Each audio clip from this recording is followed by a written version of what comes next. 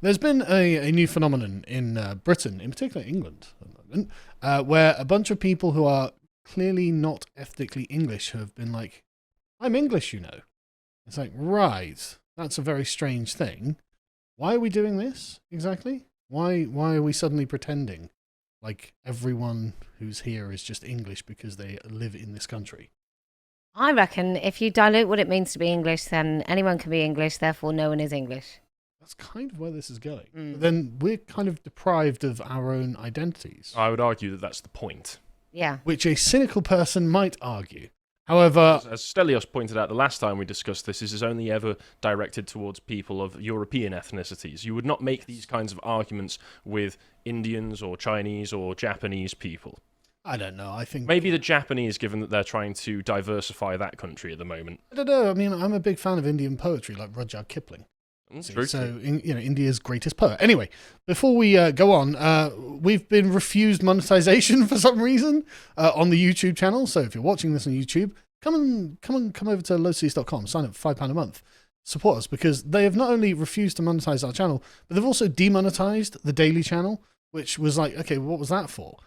No particular reason other than they hate us, so come and help us out, because otherwise we can't keep the lights on. And you can always help us out by going and getting Islander issue 3. So this has been up for a week, and we've already sold half of the stock, so that's fantastic. Basically, get it while you can. Thank you to everybody who's bought a copy already. And thank you if you've already got it. The copies are already arriving, which is really great, because I was really worried we'd have another kerfuffle with the delivery times, but no, people are already getting them, so everything is going great. Go and check that out. So, Rishi Sunak, back in 2023, so he's hugely proud of his Indian roots and his connections to India. He says, as you know, my wife is Indian, and being a proud Hindu means that I will always have a connection to India and the people of India. One of the things I did after becoming Prime Minister was to hold a reception for Dilwali in 10 Downing Street. Having the opportunity to welcome many British Indians to number 10, seeing the building decorated from top to bottom in lights and flowers, was an incredibly proud and emotional moment for me. Because my story is the story of so many people in Britain with deep and enduring links to India, the strength of our country lies in its diversity, and something I've seen many times firsthand since becoming Prime Minister. Okay, that's great. British Indians then were like, oh, well, Rishi Sunak is giving us hope. Mm. Rishi Sunak, the first person of colour of Indian origin, has become the Prime Minister of Great Britain back in 2022. This historic milestone is the reason for celebration. Can we not have a moment to appreciate how progressive this is for Britain? To celebrate how far the world has moved from colonial times to modern-day Britain, to one that is open, inclusive, and towards positive change? And of course, the Indians were like, oh, well, you are both DC. Now, do you know what DC means? Not besides the place in America, no. And you explained it to me earlier, so Yes. I'm not going to spoil it. It means basically a son of the soil of India. Ah, okay. It means part of the Indians. So it means Indian. It means, yeah, it literally means of the country, right? So it means of India. So Where are you going with this? I just don't well, get you'll it. see where I'm going. So this was an India Today anchor called Shivarur who was talking about this, and he said, well, they're both DC, they're both Indians, and this is going to be a very special relationship between Sunak and Modi, which I agree, I'm sure it would be. Sure it was. Yeah, there's a great amount of interest in the Indian origin. British Prime Minister arriving in India. He says, okay, I agree. That was a big deal for India, which is why the Indians celebrated it for ages. And as they say, it was a Dilwali gift. I agree. Yeah, many Indians are delighted at the prospect of Rishi Sunak becoming the first person of Indian origin to become the British Prime Minister, just as Hindus around the world celebrate Dilwali.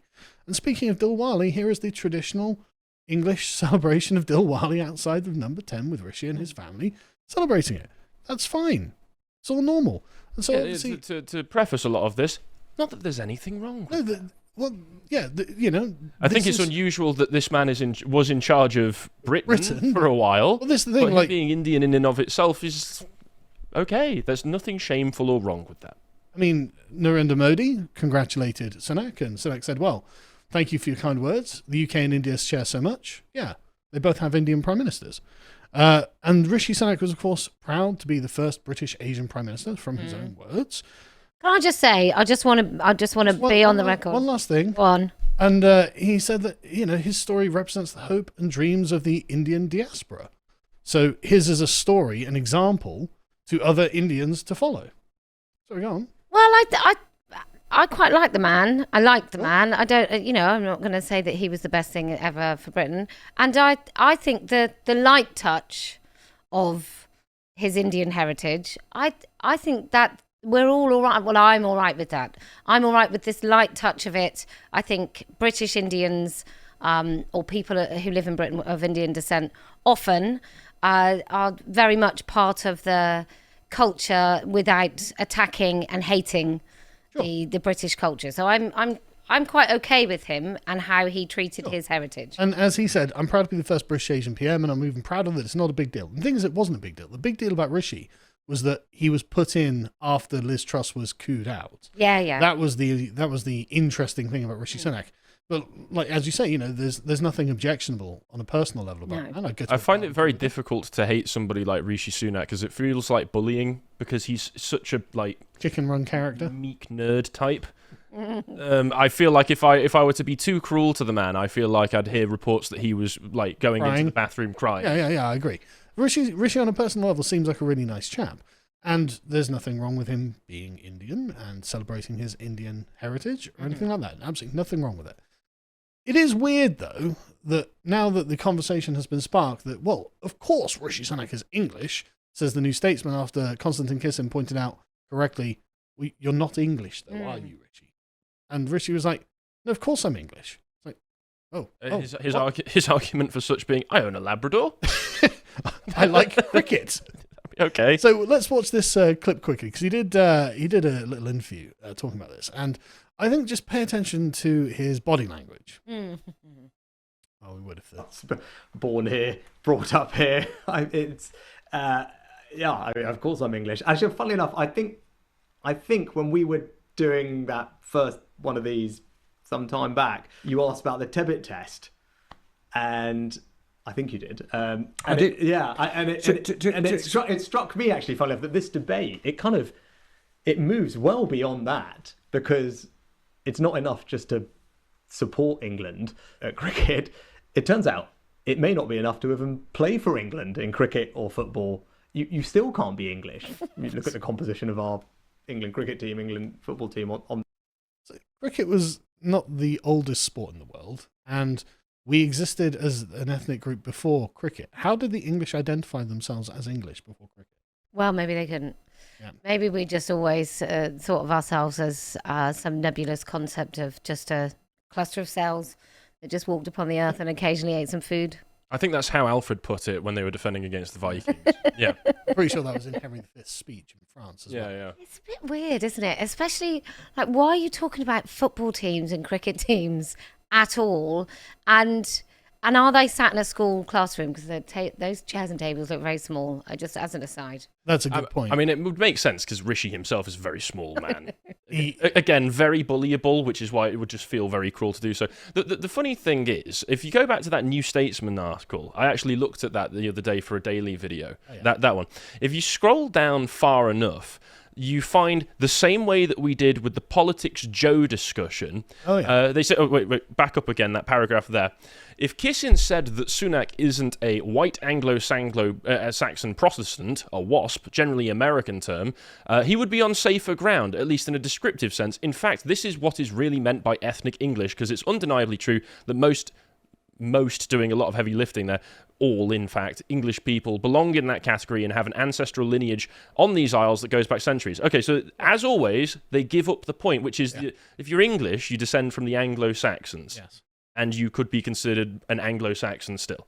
Yes. That's all the point that I'm making. There doesn't need to be a value judgment in any of this. No. And there is, as again Stelios pointed out, there is a legal and cultural argument that you could make of it as well, because he doesn't have to say that he's ethnically English, but Rishi could be referring to the fact that he has been raised in the culture of England surrounding him, and therefore identifies with that and feels at home when he's here. That's all a fair argument, but if you're talking purely about the identity, it's down to ancestry, heritage. Yeah, you inherit your ethnic. If I was born in India and raised within that culture, you could say, and stuck to that culture and believed in their religions, I could say perhaps I'm, they would call me an Orientalist these days, but I could be called perhaps culturally Indian, but there's no way that they would say that I'm like descended from the same people as them, because I'm not. No.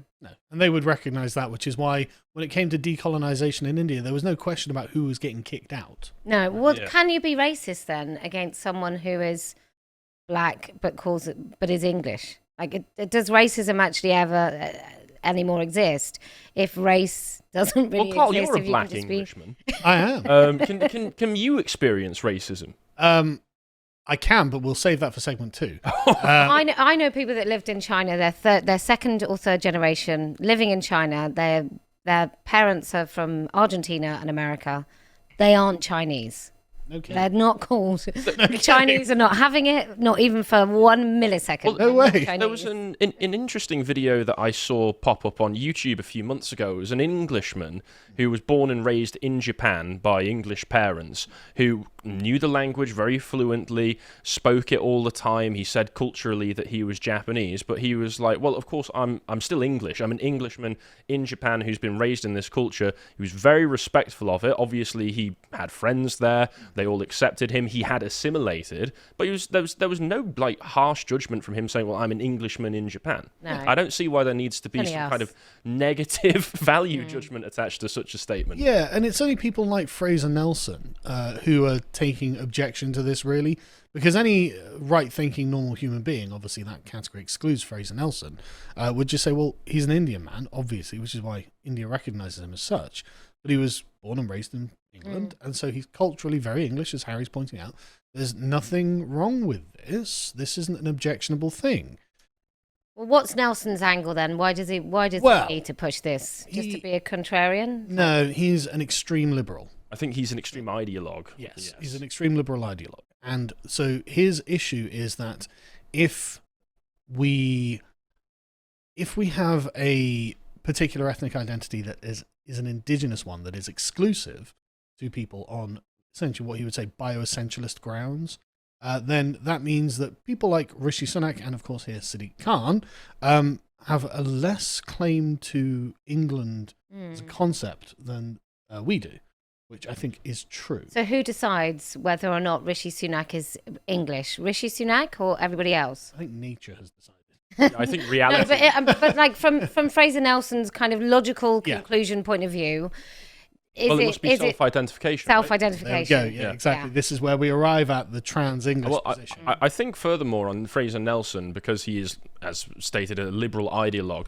the idea of borders, which he's not a huge fan of, and distinctions between peoples in the first place, prevents people from being considered just the mass indistinguishable man that can be used solely for gaining GDP points. If the line can't go, if something is in the way of the line going up, and we know that Fraser loves his lines going up because he was bragging about how England was the only country within Europe to have a increasing working age population, not working, but working age population, then that was absolute gangbusters for him. He was over the moon about such a thing.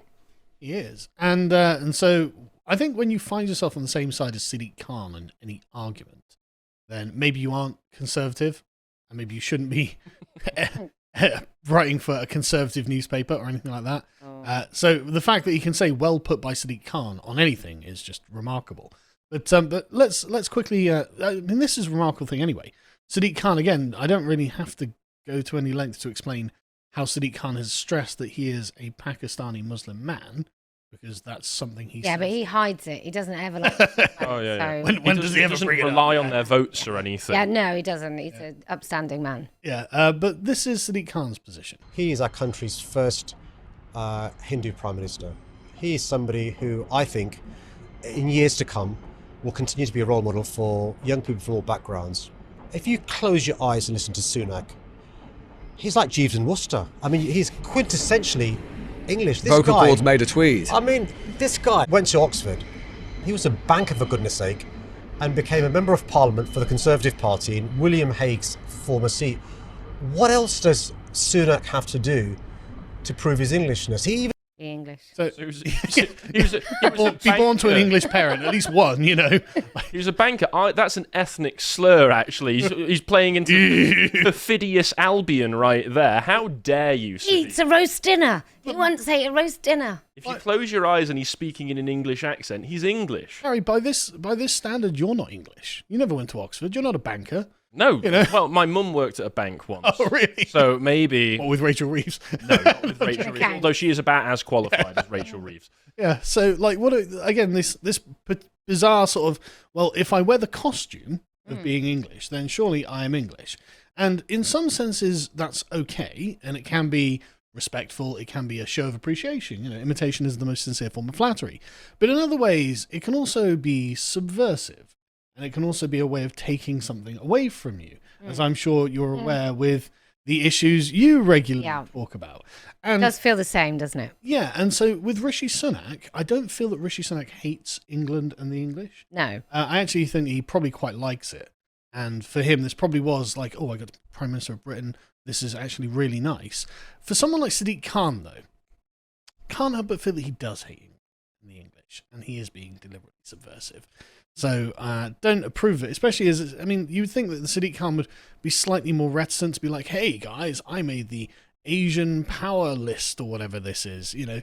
And it's like... Did he post that yesterday? Yeah, he's the top of the Asian power list. And it's like, why would they put an Englishman at the top of the Asian power list, Sadiq? Yeah, well, cultural appropriation, isn't it? I would say... Just taking that away from a poor South Asian person, Exactly. that Englishman. Exactly. How could that be? And so, obviously, we are shown the complete fiction of this. And Ed Dutton summarised it quite nicely.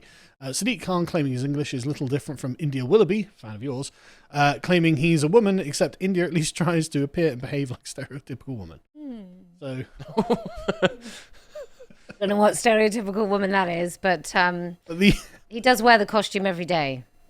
There we go, right? So there we go. And so, yeah. So the question I want to ask then is, why are they doing this, right? Because nobody really thinks these people are English. They think of them as Indian and Pakistani. What is the push for this? Well, because if we don't have a collective where we recognise each other as a community, the English, then we don't stand to fight for attacks on us because we don't exist. And so we don't have any loyalty. I think Tucker Carlson talked to people in Australia and said, if you raise your population to hate you, they won't defend you because they won't feel they're part of anything to defend. And I think when we look at how the English came out against the murders in Southport, and how those English sort of rallied around as a community and wanting to protect their own. They're basically now being right. Yeah, absolutely. I mean, they went to jail quick. This contrasts with something I covered yesterday when I was talking about the pro-Palestine and Israel marches and sorts of things that go on in UK cities recently, which was some actor who'd been in The Crown who had a very British name to him, had attended some pro-Palestine rally and had been picked up by the police and taken in for a statement regarding it. And all of a sudden, when it's his group and his issue, he comes out saying, the right to protest is being taken away from us in this country. Radio silence last August when people were being picked up off the streets while they were going to attend peaceful protests that were then mischaracterized as riots by the media. Because that wasn't his group, that wasn't his issue. These people, like Sadiq, for instance, Rishi, I'm less inclined to put like malicious intent on. I don't think he's malicious. That's why. I think he's a bit. I think he's a bit hapless. If anything, he does look like if you've watched the recent Wallace and Gromits where they've started to put a bit more diversity in there, he does come across like a Wallace and Gromit character. He does look just like one. Yeah, a cartoon rodent or something. You know that he was the least. Did he go to Eton or Winchester or Windsor or one of them? Oxford, I think it was. You know that he was just he. Do you remember Spitting Image? And there was is it David Owen or David Steele? David Owen, David Steele. One of them was in a pocket. Are you old enough to remember that? I was very young. He I was about 25. No, I wasn't. He was. But there's like a little sort of big-eared, little tiny politician in a pocket, and Rishi reminds me of that. Of just like, I mean, he'll just say whatever he should. You know, he'll just say whatever he should in a tiny voice to make sure that nobody hates him, and he can just quietly retire. We're in America. I think that's his plan. With Sadiq Khan, I do think it is much more malicious with this sort of thing, because if you were to look at this whole thing from a group dynamic perspective, looking for resource acquisition, Sadiq has done everything he can to advance his group in this. Yeah, his group. And what's the easiest way to prevent the other group from defending themselves? Well, just convince them that they're not really a group and that anybody can be part of your group. So it doesn't matter. If you don't exist, you can't defend yourselves. I think you're basically both on the right point here, because I think that they can feel that something is changing. Because I think that for the last at least 25 years, we've seen a lot of group advocacy at the expense of the English in England. The Muslim Council of Great Britain. And why is it here? Why does such a thing exist? And it's got to the point now where after the Boris wave of immigration, it's undeniable that something is going wrong with the country on a demographic level. It's coming. It is coming. And I think that people like these, and the reason that an ex-prime minister is talking about it, the mayor of London is talking about it, and what this has come from is basically Twitter anons, I think. People on Twitter being like, what the hell is this? I think this conversation has been pushed up, and I think they're sensitive to it, because I think that they are aware that the English are starting to gain a kind of self-consciousness of their own, saying, well, hang on a second, everyone else understands themselves to be part of these groups. Why don't we have a group? Why have we been introduced? Well, you've also got to be an oppressed group often to really kind of group. To really form a nice, juicy collective, you've got to be oppressed. And I would say that the apathy of the English means that we haven't really noticed, and it's just happening to the scummy people in that scummy place, and it's nothing to do with us. We would never behave so badly. We'll talk about that kind of attitude in my segment. Oh, good. Well, I'll postpone. But what I do think is with the group dynamics and being English, if you're part of a sort of an elite where you can be a global player, then you don't really have to worry about being English or not. You can say it for some sort of fashion statement, and you can say it because you've got some money tied up somewhere in some land. But for most people, it's neither here nor there. But it's the working class, I think, that need their collective and their communities, because they're being totally decimated and told that they're racist at the same time if they say, well, I just don't want our girls to be murdered or stared at or stabbed or, I just want them left alone, then clearly you're a racist. Yeah, and again, this is something within the group dynamics that, like, group evolutionary psychologists have pointed out, that even if you have no sort of consciousness of yourself, all of a sudden, if an opposing group that identifies you as a member of an opposing group comes about, it's very, very natural for people to suddenly get their defences up and begin to recognise and categorise themselves in that way. Because as you've mentioned, we've never really had to do that in this country before, up until the past few decades, and it's only just beginning to emerge outside of the lower and working class areas. And I genuinely think they can feel this coming on the horizon, and they don't want to be left on the outside of it. I think they're thinking, right, so if a kind of English consciousness rises in England, where does that place Sadiq Khan? That places Sadiq Khan in an oppositional position. He's so awful. He is. He really is one of the most loathsome people that ever is on our screen. He's always adopted an oppositional position on the understanding that the mass majority native population, England's still 75% English. Well, according to the last census, which is now wildly out of date. Because there's been like a few million. Yeah, there have. There's been Boris wave since then, Yeah, but they are worried that, this was never the case before, and it's looking like it might be the case in future. And so I think what they're trying to do is essentially prevent us from being able to delineate between us and them. Do you think there's also an element, because I often feel that it's being done so much and rubbed in your face, like there's so much that's happening to people that you're told, oh, look at this violence over here. Oh, it's not violence, you can't really see it, and if you see it, you're a racist. It's so overt now that I do feel it's meant to provoke people into anger, because if you take everything away, they've got nothing to lose. And if you give someone nothing to lose, then you have no idea what they will do. And I just keep feeling like we're being provoked into some sort of situation where then they can stop us being able to speak online, or they can stop us being able to protest. And all of these things are I feel like they're done on purpose, and they're strategic, and they know what they're doing. I think so. I think that's an element to it, as well as a kind of one thing to remember is that these groups view themselves in contradistinction to us, with a history with us. And so while we think, okay, I'm just a person who lives in 21st century Britain, and I'm just a random person floating around, well, that might be your conception of yourself, but Rishi Sunak and the Indians were like, oh wow, we've got an Indian Prime Minister of Britain. And there were headlines in India of like, India has conquered Britain.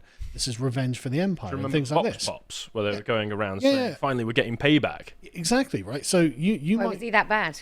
Well, I mean... Well, yeah. Well, he didn't do a great job, did he? Let's be honest. But we might have this very neutral, time-independent, liberal view of ourselves, but other people don't have this. And so that's just something to be aware of.